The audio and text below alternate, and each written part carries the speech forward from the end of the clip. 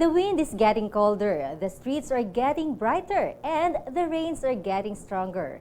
74 days na lang at Pasko na. Ramdam na natin ang holiday season. The weather may be cold outside, pero sa puso natin, buhay ang pag-asa at yan ang mas mahalaga. Kaya throw away all your worries out the window at enjoy lang natin ang buhay. Ako po si Jel Miranda, ang inyong ka-online at ka-forever. We welcome you to DOStv, your newest and most comprehensive real-time authority on the latest weather updates. Dahil weather lang ang laging nandyan, tag-araw man o tag-ulan, hindi nang iiwan kahit sino ka man. Remember that folks, it's DOStv, reporting live from Pag-asa Weather and Flood Forecasting Center. Ang DOStv ay mapapanood ninyo Mondays to Fridays, 11 a.m. to 12 noon, dito lang sa www.dostv.ph. At live na rin po tayo sa Facebook at facebook.com/DOStvPH. Kaya makisabay na rin sa live streaming namin. For today's episode, ang pag-asa ng bayan ay nasa mais dahil pag-uusapan natin ang value at kahalagahan nito base sa results ng award-winning study ng isang outstanding young scientist awardee. Malalaman din natin ang naging journey ng ating guest tungo sa kanyang tagumpay. All that and more, maya-maya lamang sa aming live talk. Pero bago yan, alamin muna natin ang magiging lagay ng panahon for today. Heto ng ating pag-asa correspondent, Mr. Benison Estareja para sa ating ulat panahon.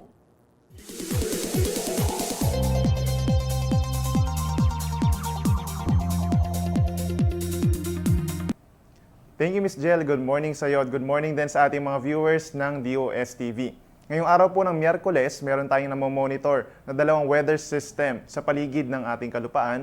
Una na po dyan ay isang low pressure area na nasa loob ng ating Philippine Area of Responsibility. Ito po ay wala pang pangalan at ito ay posible maging bagyo within the next 24 to 36 hours bilang si Bagyong Karen.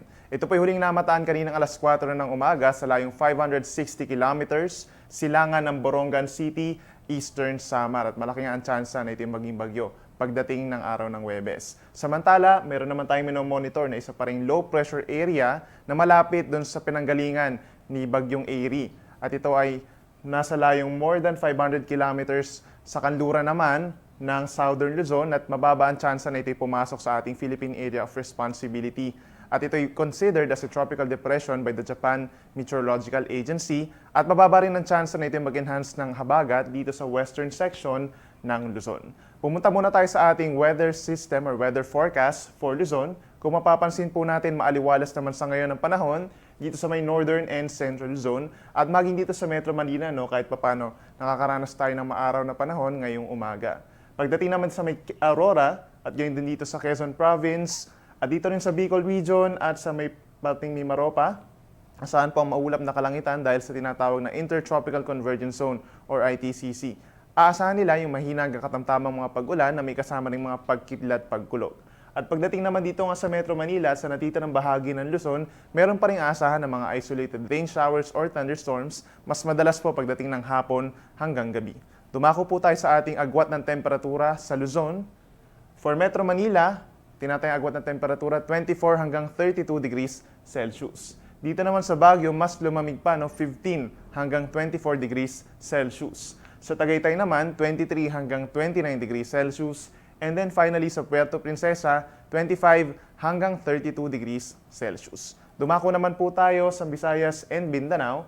Kung mapapansin po natin, halos buong Kabisayaan at buong Mindanao ay nakakaranas ng maulap na kalangitan dahil nga sa Intertropical Convergence Zone. So asahan po nila, lalo na dito sa may eastern sections of Visayas and Mindanao, maulap na kalangitan na may kasamang mahina hanggang katamtamang mga pag-ulan at pagkidlat pagkulog. Dumako naman po tayo sa ating temperature range for Visayas and Mindanao. Sa parehong lugar sa Visayas, Metro Cebu and Iloilo City, maglalaro ang temperatura mula 25 hanggang 32 degrees Celsius. At sa parehong syudad naman, sa Metro Davao and Zamboanga City sa Mindanao, maglalaro ang temperature mula 24 hanggang 32 degrees Celsius. Sa ngayon, wala naman po tayong gale warning, ibig sabihin maaari naman maglayag pa ang anumang uri ng sasakyang pandagat sa ating mga baybayin. Subalit pagdating po ng weekend, dahil nga sa posibleng pagbuo ni Bagyong Karen ay hindi na maaaring pumalawat ang ating mga kababayan doon na nangingisda at yung may maliliit na sasakyang pandagat hanggang sa araw ng Monday or Tuesday. Tumako naman po tayo sa ating sunset and sunrise. Si Haring Araw ay lulubog 5:38 ng hapon mamaya at muli itong sisikat bukas 5:47 naman ng umaga. At mula pa rin dito sa Weather Forecasting Center ng DOST Pag-asa, ako po si Benison Estareja reporting for DOSTv.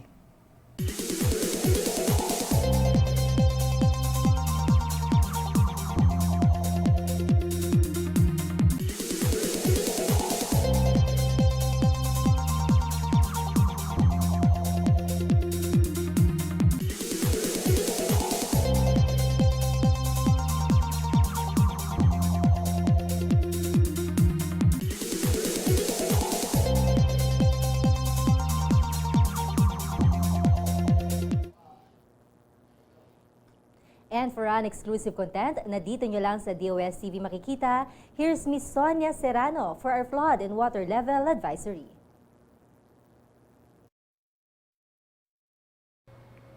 Maraming salamat Miss Jel at magandang umaga sa iyo at sa viewers ng DOSTv. Atin pong alamin ang updates ng mga water levels ng dams, major dams dito sa Luzon. Sa Angat Dam, ang update natin ngayong umaga ng alas 6 ay nasa 195.4 meters. Ito ay bahagyang tumaas mula kahapon ng alas 6 ng umaga sa 195.22 meters. Dito po naman sa Pantabangan Dam, ang update natin ngayong alas 6 ng umaga ay nasa 196.73 meters. Ito din ay tumaas ng 0.3 meters mula kahapon po ng alas 6 na sa 196.43 meters. Ito po naman San Roque Dam, nasa 272.47 meters at tumaas rin po mula kahapon sa 271.81 meters. Samantala, sa Magat Dam naman po, ang update natin ay nasa 186.21 meters. Ito ay tumaas, malaki po ang tinaas ngayon, Miss Jel. Ito ay nasa 2.17 meters ang itinaas mula po kahapon na nasa 184.04 meters.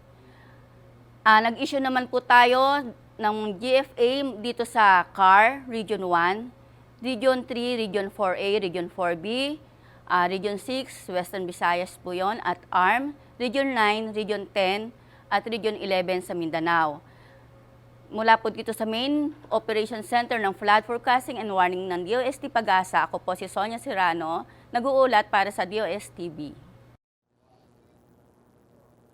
Ano kaya mga proyekto ang hatid ng DOST para sa mamamayang Pilipino? Alamin dito sa DOSTv Flash Report.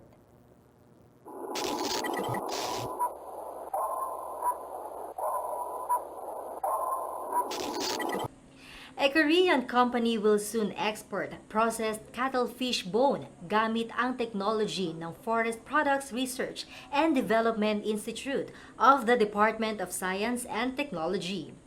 Ang RTV 586 Trading Incorporated na based sa Cavite City will be using DOST FPRDI light oil fire dryer to dry and process cuttlefish bone and use it for dietary supplement for pet birds.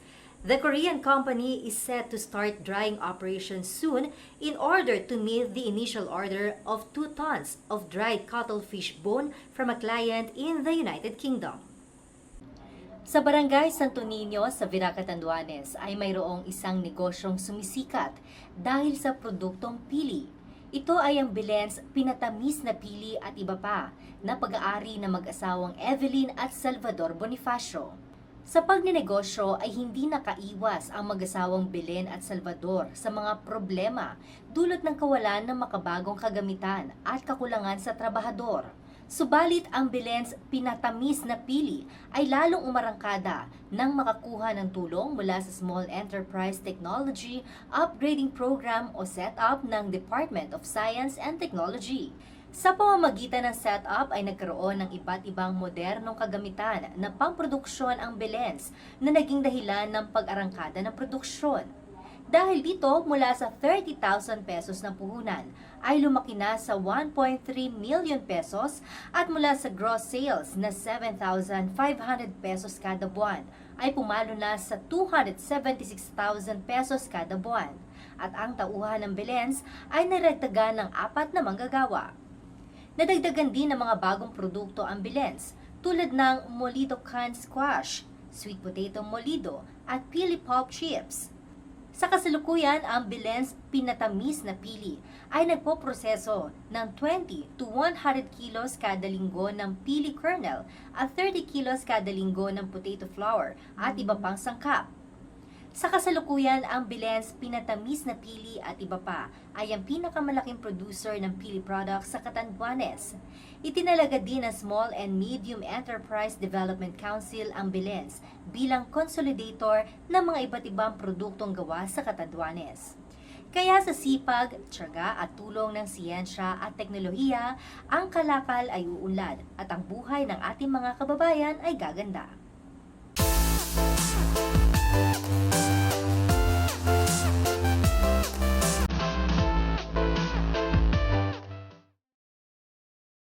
The most challenging part of being a PSI student is the high standards. From the very first day of classes, you have your teachers telling you that you're the cream of the cream of the crop, you're the best of the best. When you start to fail, that's how you learn. If you're perfect at everything, you'll never really grow. Entering Philippine Science, I've discovered that there are so much more important things in life. My ultimate goal in life is to really serve the Filipino people. I guess the most challenging part about being PSI is the fact that all the workload might seem so much stress, but it's actually not that difficult. After that first day, I've gotten used to the environment somehow, and I learned to love it eventually. Well, the thing about PSI is that regardless of who you are, regardless of what your personality is, everybody will give you the opportunity to make yourself better, to improve yourself.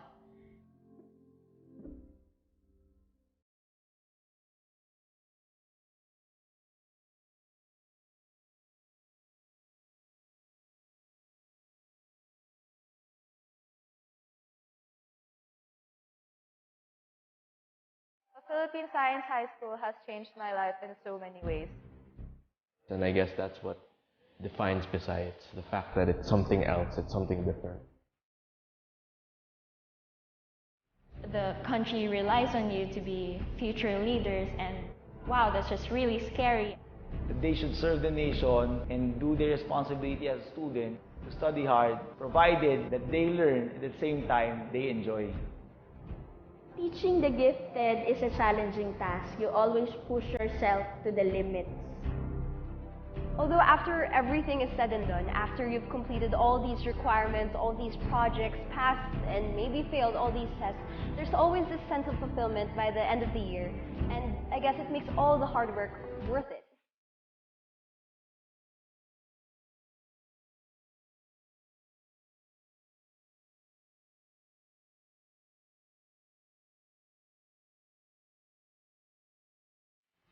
We can actually do this. We can actually overcome these challenges and be great.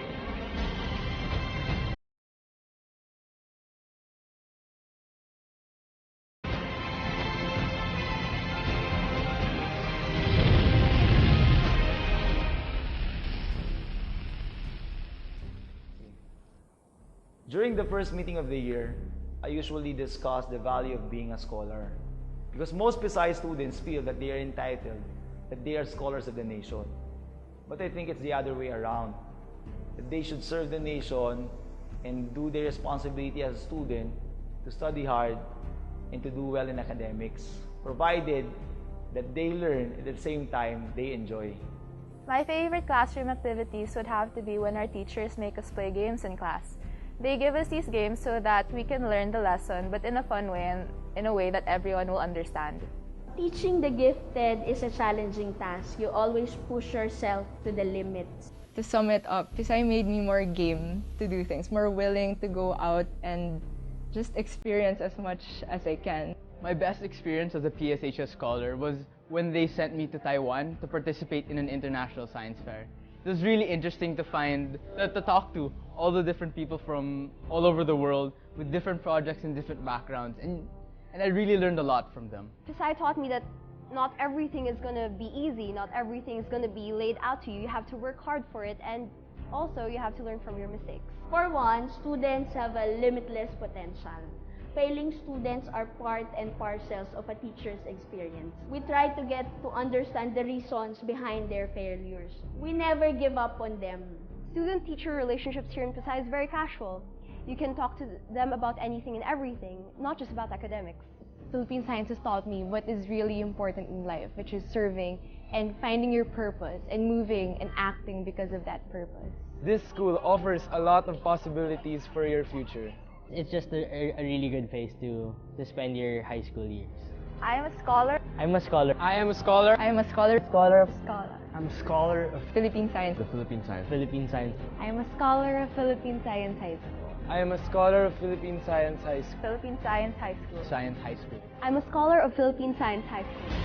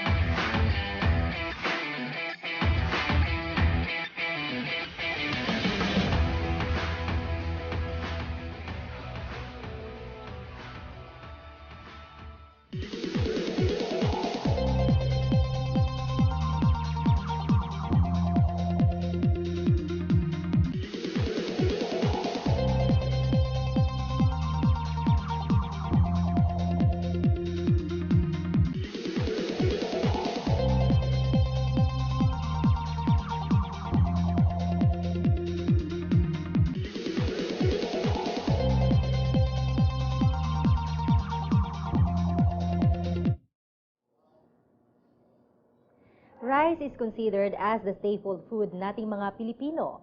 Hindi ka Pinoy kung hindi ka mahilig kumain ng kanin. Pero rice, just like all resources, ay may limit din. Kaya ganun na lang ang efforts ng mga plant breeder at scientists to find other alternatives sa rice. At dito pumapasok ang corn. Meron ng mangilang-ilang probinsya na hinahalo ang mais sa kanilang daily meals. Our guest for today has 14 years of corn breeding experience. Moreover, for her significant contributions to the field of agricultural science, she's one of the recipients of the 2016 Outstanding Young Scientist Award given by the National Academy of Science and Technology, or NAST Philippines. She obtained her Bachelor of Science degree in Agriculture cum laude in 2000 and Master of Science degree in Plant Breeding in 2006, both at University of the Philippines, Los Baños, and PhD in Plant Sciences in 2013 at North Dakota State University. Her work has been proven to be very useful in improving corn varietal performance for yield, agronomic, and other related traits, including grain quality traits, while keeping their genetic variability. Upon her return to Corn Improvement Program of the Institute of Plant Breeding in 2013, she and her team are using the procedures that she proved to be effective and efficient in their efforts to prevent genetic erosion of the corn land races in the Philippines. Mga ka-forever, let us all welcome Dr. Tonette P. Laude. Good morning. Good morning, ma'am. Good morning. Thank you for having me here. Of course, kami, overwhelmed din kami. Nakasama na naman namin ng isang outstanding young scientist ngayong araw na ito, ma'am. Okay, salamat po. Ayan, ma'am, kwentuhan niyo muna kami. Kayo ay bilang agriculturist. Ano ba talaga ang trabaho ng isang agriculturist? Actually, nasa academe kasi ako. So, primarily, yung agriculture, as a graduate of agriculture, pwede kang magtrabaho as a faculty. Pwede rin mag-engage sa research, as a researcher or scientist. In public institutions like the Institute of Plant Breeding, PhilRice, and mga private industries, okay, mga seed companies engaging in agriculture. Pwede rin maging agribusiness entrepreneur. Actually, ngayon sa College of Agriculture, we are promoting our graduates to be the boss themselves. Okay? They create business, tapos pag-graduate nila, they become their own boss. Aside from that, pwede rin maging farm managers, consultants, and many others. So maraming possibilities sa field ng agriculture. So yung connotation na pag-graduate ka ng agriculture, magiging magsasaka ka lang. So it's an old notion na. So there's a lot of possibilities. So iba't ibang field pala pwedeng pasukin pagdating sa agrikultura. Opo. Okay, so kayo ma'am talaga, personally, bakit ito napili niyo munang career? Actually, influence siguro ng family. Okay. And growing in Los Baños, okay, I was born and raised in Los Baños, so agriculture, or yung UP College of Agriculture was already there. Na yung trabaho kasi ng dad ko ay sa agriculture, so his influence was really Malaking factor. malaking factor na yun ang pinurso kong career in my college. Sa tanong ko sana mahilig ba kayo magtanim, ma'am? Actually, ngayon walang oras, Okay. pero may mga maliliit na pots for backyard gardening, okay? And also yung sa field experiments, ganyan. Pero paano pumapasok ang science pagdating sa agriculture? Agriculture is actually agricultural science. Okay. So there's a science or practice of farming which includes yung soil cultivation for growing crops and also rearing of animals, both for food and also for clothing and other products. Sa agriculture or sa agriculture curriculum, may iba't ibang sangay, okay? Different aspects. Meron tayong agronomy, horticulture, animal science, agricultural extension, agricultural systems, crop protection, entomology, and all are science-based. So talagang malaki ang factor ng science. It is really a science discipline. Okay, malaki din pala. Okay. Pero ang focus ng iyong study ay corn. Pero bakit yun ang pinili niyo palang focus? Okay. Yung corn, ang father ko was a corn breeder. Yung relative namin is also a corn breeder working in a private company. And later, nung ako ay nagma-masters na, I learned that yung mother ko din pala ay nagtrabaho sa mais. So actually, maybe I was destined to work in corn breeding. And pursuing it as a degree for my PhD, parang mas gusto ko lang i-enhance yung understanding ko on the plant breeding as a science. Kasi pag nagtrabaho ka ng mais, it's a cross-pollinated crop. So you are developing synthetic populations, you're developing hybrids, and also you're developing inbreds. So parang package deal. You learn how to develop inbred lines, ibang procedure kasi yon. Tapos you also learn how to develop hybrids, and yung mga recurrent selection procedures are involved dun sa development ng synthetic populations. Whereas kung self-pollinated crop yung tinrabaho ko for my PhD or as a career, it is concentrated on development of inbred lines or pure line cultivars. So what I mean is mas diverse yung corn as a crop for improvement. And also, maraming mga breeding systems that rely on corn as a model crop. Pero kumusta ba yung status ng corn production natin ngayon dito sa bansa? Corn is increasing, particularly for white corn. Kasi dumadami na yung nagtatanim ng white corn. Before, mas malaki yung production natin ng yellow corn. Yes. Okay? Kasi meron tayong mga private companies that are helping out. We were receptive with the GM, yung BT corn, okay, which helps in increasing production of corn in the Philippines. Ngayon, tumataas na din ang production natin ng white corn. So sumusunod na siya. So siguro, dahil din yun sa pag-increase nung awareness na pwede rin siyang gamitin as food. Pero kasi, di ba, sabi nga medyo nababawasan yung ating mga native corn. Na ito yung mga puting corn talaga natin. Pero sa inyong study, ano yung mas, kumbaga yung siguro mas nagagamit ba natin o mas dapat natin i-promote? Actually, ngayon, we have a big program. Okay, it's a national program. Tinatawag siyang corn germplasm utilization for advanced R&D. We call it SIGARD. So, its purpose is to safeguard yung native corn variety. So, we do collection in different areas in the Philippines. This is in cooperation with the different regions, mga DA region field offices. So, tinutulungan nila kami sa pagkolekta sa initial na pagpaparami ng buto ng mais. Sa part naman ng breeding, inaaral namin kung ano yung mga characteristics na pwedeng i-improve sa kanila. So, we have already identified some of the native corn varieties that have resistance to downy mildew. It's one of the popular pests in the Philippines and also in Asia. So, parang starting material yon for varietal improvement. Meron din naman kaming nakikitang mga mais na mataas ang antioxidant. Puti siya, pero mataas ang antioxidant niya. So, it can be a health food. So, may mga nutritional properties na pwede ma-explore. Ngayon, sa climate change, tinitignan din natin yung mga resistance nila or tolerance nila sa mga abiotic stresses, sa drought, sa waterlogging, okay? Kasi syempre may mga field na nababaha. So, kailangan matibay yung mais sa ganong sitwasyon.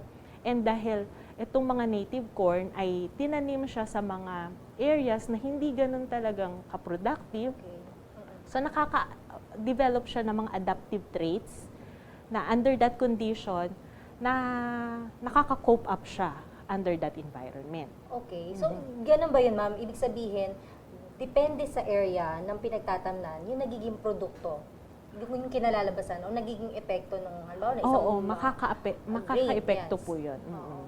Okay. Pero sa inyo, syempre, kwentuhan nyo kami, brief background dun sa inyong award-winning study. Okay. Paano nyo kinandak and ano naging proseso nyo? So, actually, yung pag-engage ko sa study na yon, hindi actually yun yung original study ko sa corn. Okay. Parang if there's a failure, there's a success. Parang ganon.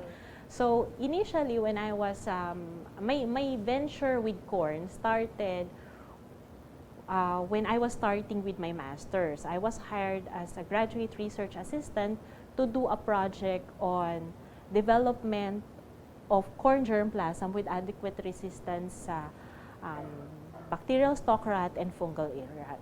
So, initial work, we identified some resistant germplasm for a particular disease. Unfortunately, nung vinalidate namin, may mga the resistant varieties that we have identified became moderately susceptible. Okay. At that time then, may change din sa dun sa change ng response, nagkaroon din ng change sa career ko. Being a graduate research assistant, naging faculty ako ng department, that is Department of Agronomy.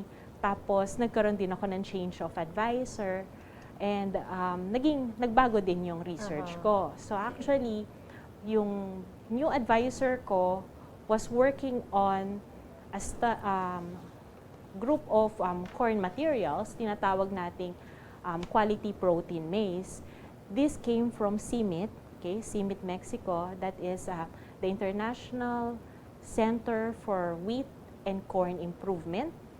Okay, so we obtained yellow corn materials and white corn material. So yun yung naging composition nung study ko nung MS. So inaral ko yung kanilang combining ability, pag kinross yung mga puting mais, how they combine with each other, how you group them in terms of their heterotic grouping, para yun yung magiging strategy kung paano namin siya i-improve further as a variety. So, para siyang pre-breeding work. Okay? So, before dun sa actual breeding, may pre-breeding work. So, medyo kailangang maintindihan muna natin kung ano nangyayari sa mais.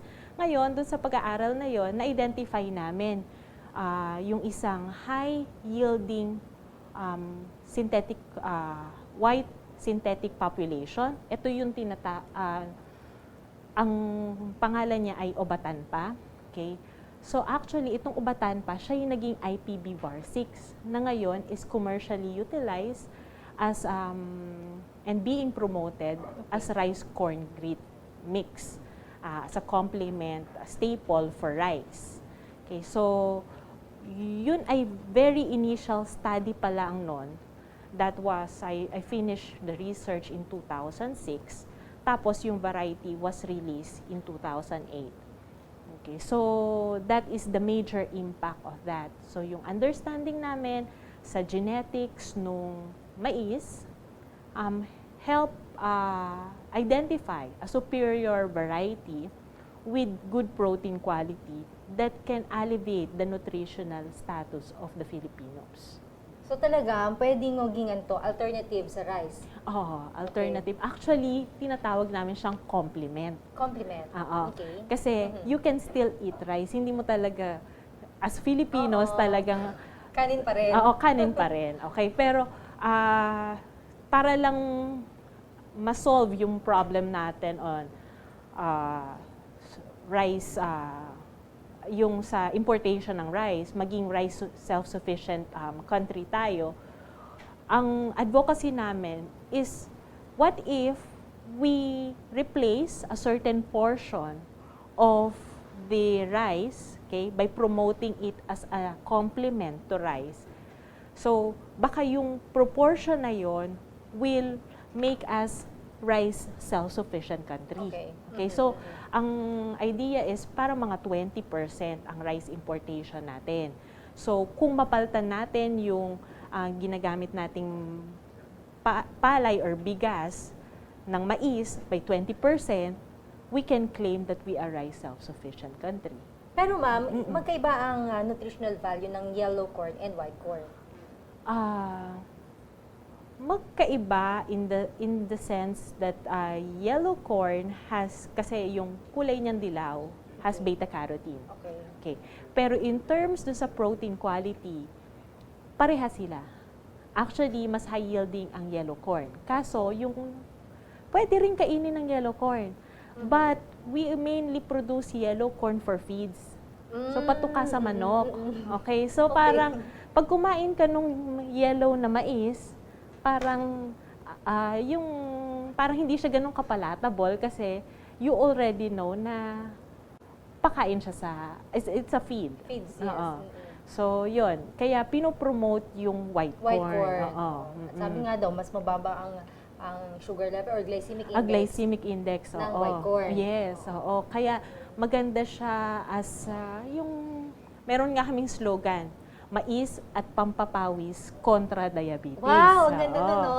Yun ang aming advocacy na pinopromote sa IPB. So, pag lalabas kami at magpo-promote dito sa corn, yun yung aming slogan, mais at pampapawis kontra diabetes. And it is being promoted already in one of our local hospitals in Los Baños, that it is included in the diet of the diabetic patients for the fact na mababa ang glycemic index niya. Kaya lang ngayon, minsan kasi ma'am, syempre sa market, usually nakikita na natin parang mas accessible yung mga yellow corn. Oo. So yun nga. Ngayon, siguro ang kailangan for this technology to be picked up, there should be some companies probably or agencies that would help us out in the processing and production of white corn. Kanina nabanggit nyo, yung parang crossbreeding ng yellow and white corn, hindi ba? Hindi naman siya pinagsama, but rather we work independently on yellow corn and on white corn. Okay. So, possible ba yun, ma'am? Pwede rin. Oo. Kaso, may dominance kasi ang dilaw na mais. So, kung i-cross mo siya ng puti, lalabas pa din siyang dilaw. Dilaw pa rin? Oo, dilaw pa din. So, kailangan, kung gusto mo ma-develop yung puti, ipagkukross mo yung mga puting mais. Usually, mga Japanese corn, yellow corn. Japanese corn is a sweet corn. Yes. Okay. So, meron siyang mutant. May mutant gene siya. Pwedeng sugary, shrunken, or brittle gene. So, itong mga genes na to, it causes the increase in sucrose content of the corn. So, tatamis siya. So, compared dun sa yellow corn na normal, yung level of sweetness ng Japanese corn or yung sweet corn ay mas mataas ang kanyang sugar. Okay.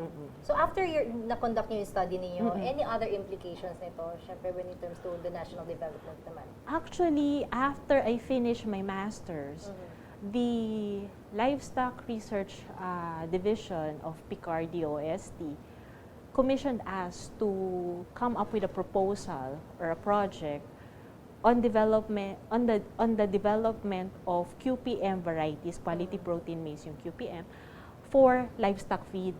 Kasi ang gusto nilang mangyari nung time na yon is to develop organically raised livestock. Ngayon kasi sa livestock, ang problema ay yung lysine that is normally limiting sa normal corn or sa mga feeds, ay sinusupplement nila. Ngayon, yung QPM, mataas ang kanyang level of lysine. So, developing varieties with high lysine will minimize or eliminate probably yung supplement na lysine. So, artificial yung sinusupplement. So, it's an additional cost. And dun sa context ng organically raised animals, medyo na-violate natin yun kasi may pinapasok tayo na hindi siya naturally inexistent dun sa ano. So, may artificial source tayo ng supplement. Ngayon, because of that, maaaring tumaas din kasi may value adding yung corn, pwedeng mapataas natin yung value ng variety. So, may value adding, we can command higher price for the variety. Okay? Although yung inputs na ibibigay natin doon sa mais ay the same lang. Okay? So, sa farmers na nag-grow nito at nagpo-produce ng seeds, na maaaring magbenta ng seeds, mataas yung, it can increase their income. So after this, syempre, sana nga magtuloy-tuloy ito, ma'am. Pero what's next for your projects and your study? Meron ba tayong future plan? Yeah, we are continuing yung Seaguard project namin, yung corn germplasm utilization for advanced R&D. We're using yung native corn varieties for to determine the unique traits sa kanila for drought, for waterlogging, for resistance to pests, yung corn borer, yung downy mildew, ganyan. We are searching for that and for improved nutrition. Ngayon, yung balikan natin ng konti yung IPV-VAR6, ang characteristic kasi ng IPV-VAR6, although it has high protein, medyo susceptible siya sa sakit. So, naka-identify kami ngayon ng native corn na may resistance sa downy mildew. So, we use that as a donor for the IPV-VAR6 para ma-improve namin yung resistance niya to downy mildew. So, isang aspeto pa lang yon. Ngayon, yung proyekto kasi ng development ng variety, medyo mahabang proseso yan. Kasi we are working on conventional breeding ito. So, it takes time. We normally have 2 seasons a year, tapos several testings yan. So, bago ma-release ang isang variety, pwedeng mabilis na ang 3 years, 5 years siguro normal. So, it takes a while. Okay. So, mahaba-habang trabaho, pero that's an initial work that we're doing. So, that's sa downy, meron kami sa downy mildew na ganon, meron din sa drought at saka sa waterlogging. At may ina-identify din kami for corn borer resistance. So, after that study, meron ba kayong nabigay na any recommendations? Siguro sa mga LGUs, sa mga regional ngayon, very early pa. Pero ang support na binibigay namin sa mga local government at saka sa regional offices is we provide training for them on how to maintain the native corn germplasm. Kasi ang native corn or ang corn, it is a cross-pollinated crop. Tapos yung mga native corn varieties, they are synthetic. So pag i-maintain natin itong mga varieties na ito, kailangan hindi lang isang halaman yung ipopollinate natin o yung pagkukuhanan natin ng buto ay hindi lang isang halaman. Marami yan para ma-maintain natin yung variability. Kasi kung iisa lang yan, yung yield niya maaaring bumaba, tapos yung originally na nakikita nating resistance sa diseases ay baka mawala kasi hindi natin nakaka-capture yung variability nung population na yon. So, yun yung ini-emphasize namin sa mga sa mga kasama natin sa regions at saka sa LGU na kailangan i-maintain yung population size ng mga materials. Kailangan ma-maintain yung variability para yung characteristic ng native variety na yun ay ma-preserve. Okay. Kasi may mga different, syempre, mga magsasaka natin, mga farmers natin. Oo. May kanya-kanyang ano yan, kumbaga. Preference. Yes, Yes, oo. oo. Kasama ba yung sa mga tinitrain natin sa kanila? Tinitignan din. Actually, kung ano yung tinatanim nila sa lugar nila, yun din ang paparamihin nila. Okay. Ngayon, tinuturo lang namin sa kanila kung paano yung tamang paraan ng pagpaparami ng buto. So, gaano pa katagal magpatubo o magpalaki ng corn? Ng mais? Mga 3 months. 3 months? Ang earliest variety ay mga 100. So, 100 to 120 days, meron ka ng maaani na mais. Okay. Pero kung sweet corn yan, mga 60 days, meron ka ng makukuha. 2 months. 2 months. Ayun, sige. Abangan natin yan at syempre, sabi nga natin, kung ito, isa kaunlad natin, buhay natin, di ba? At ang inyong mga proyekto, napakaganda, ma'am. Paano niyo i-encourage, ma'am, yung ating mga, let's say, mga estudyante natin nakikinig ngayon to push through their careers sa science and technology? Okay. So, actually, yung gusto natin sa science starts with curious minds. So, kailangan we have the curiosity to ask questions and find solutions to those questions. In the process, maaari tayo mag-fail, okay? That's part of the process, but don't stumble on that failure, but rather you need to find other solutions para maging successful. Okay. So, yun, i-continue lang nilang explore ang kanilang mga brilliant minds. Okay, and in the process, they will appreciate more and explore yung mga iba't ibang aspect ng science and how to understand things as they behave. As a young, outstanding young scientist, di ba, syempre, ano pakiramdam niya talagang ang scientist natin ngayon, pabataan ng pabata, di ba? At syempre, mga kabataan ngayon, may inspire pa rin sa inyo. Sana po. Any final words, ma'am, sa ating mga taga-subaybay? Okay, maraming salamat po for inviting me. I hope that we have yung mga government agencies that are watching out there, they would continue to provide us funds for our research, support in terms of assisting us with the technologies that we develop, and also to help our farmers improve their lives. So, maraming salamat po uli, and thank you for inviting me here. Thank you so much, ma'am. Maraming Thank you very salamat much, sa mga Jel. naibahagi niyo sa amin ngayong Thank you umaga. very much. And good luck pa, more projects pa from you. Yes, thank And, you. Congratulations Thank po. you ulit. Ayan mga ka-forever, thank you and congratulations po kay Dr. Laude for your excellent work sa plant breeding. Dahil sa mga contributions ninyo sa inyong chosen field, nakakasiguro kami na nasa mabuting kalagayan ang ating bansa dahil mas marami tayong alternatives sa nais nating handa sa ating hapagkainan. Naway magsilbing inspirasyon po kayo sa mas marami pang mga kabataan upang maging matagumpay sa kanilang tatahaking profession sa kinabukasan. Maraming salamat and good luck po.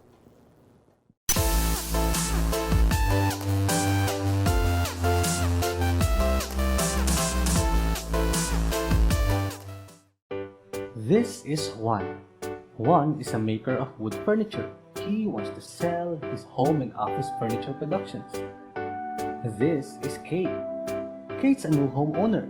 She wants to buy some new home furniture. But Juan and Kate can't find each other. Juan loses money, while Kate loses time. But their problems are solved when they use DOST One Store. One Store is a one-stop online shop where DOST-assisted micro, small, and medium enterprises can display and promote their company products with an easy buying and selling system equipped with a secure payment gateway.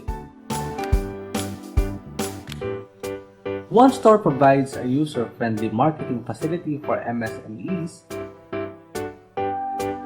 complete with their products information and company profile. with an integrated inventory back office for sellers and responsive product search engine for buyers. One Store also features MSME's products to the right audience through elegant products display pages. Customers can also post reviews and testimonials and enjoy hassle-free order payment systems.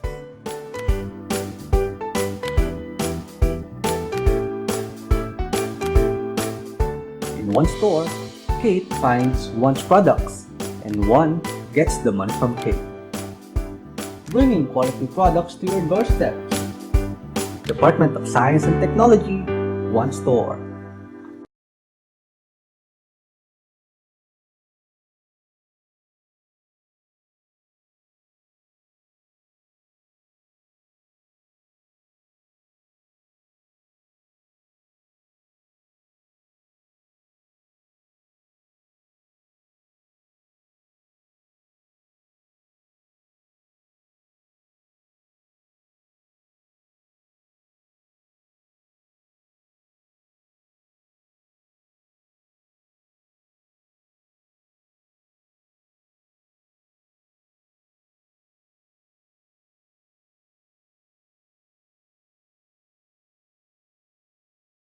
Laboratory icon to view the website, address, contact details, and list of services.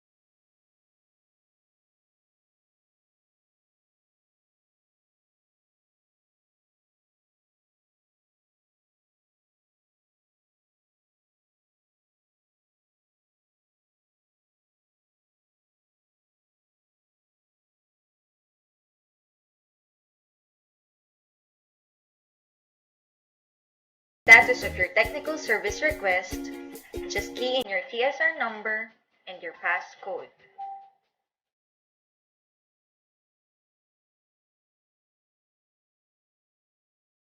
And with these few and simple steps, basic information and laboratory services is right in your hands.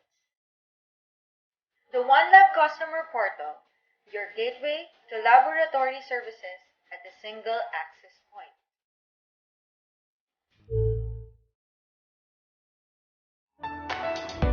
To better serve the Filipino, the Department of Science and Technology introduces a revolutionary new system, one that will forever change the pace of progress in the Philippines. A unified system with one priority: you.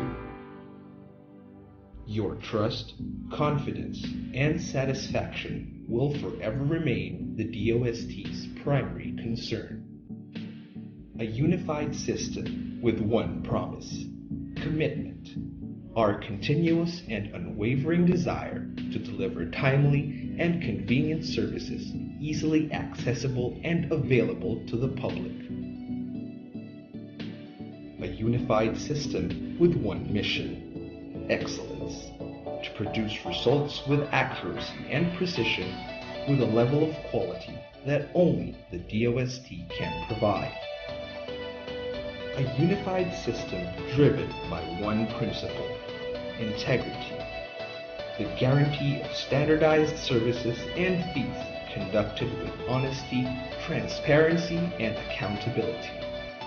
A unified system born from one idea: innovation, the relentless pursuit to find practical and friendly solutions through constant improvement and reinvention.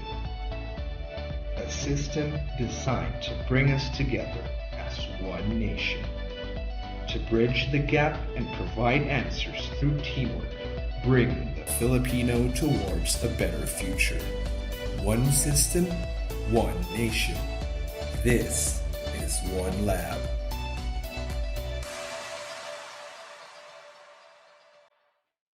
One Lab is a platform that integrates DOST laboratories and services from across the country, effectively allowing for the straightforward submission of samples and the prompt delivery of calibration and testing results, no matter where you are in the Philippines.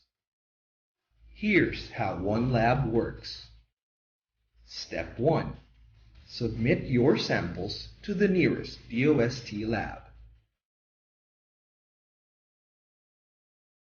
Step 2.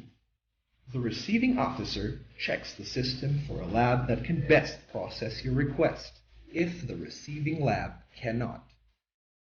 Step 3. Your sample is sent to the appropriate lab.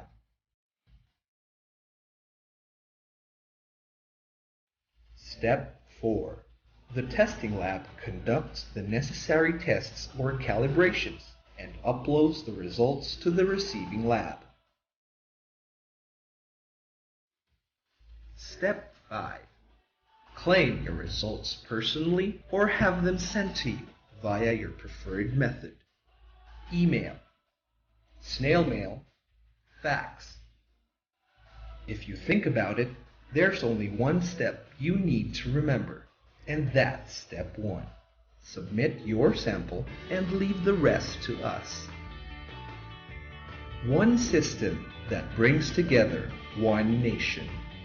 This is One Lab.